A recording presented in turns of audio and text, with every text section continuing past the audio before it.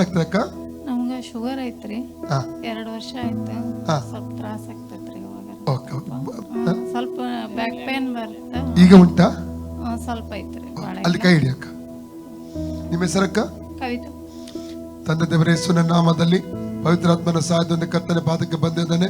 ಕವಿತಕ್ಕ ಆರೋಗ್ಯಕ್ಕಾಗಿ ಪ್ರಾರ್ಥನೆ ಮಾಡ್ತೇನೆ ಸ್ವಾಮಿ.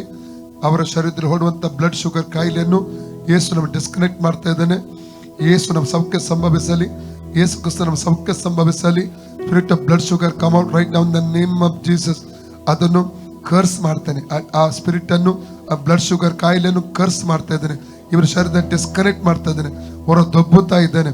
ಬ್ಲಡ್ ಮೇಲೆ ಸೌಖ್ಯ ಪ್ರಕಟ ಆಗಲಿ, ಬಾಡಿ ಮೇಲೆ ಸೌಖ್ಯ ಪ್ರಕಟ ಆಗಲಿ. ಬೆನ್ನಿನ ಹಿಂದಿರುವಂತ ನೋವು ಕೂಡ ಅದು ಬಿಟ್ಟು ಹೋಗಲಿ. ಫ್ರೀ ಆಗಲಿ ಯೇಸು ನಾಮದಲ್ಲಿ. Free in the name of Jesus. ಆ ರೋಗಾತ್ಮ ಬಿಟ್ಟು ಹೋಗಲಿ. Out in the name of Jesus. ಯೇಸುನ ಭಾಷಣದ ಮೂಲಕ ಸಹೋದರಿ ಕವಿತೆ ಅವರ ಗುಣವಾಯಿತು.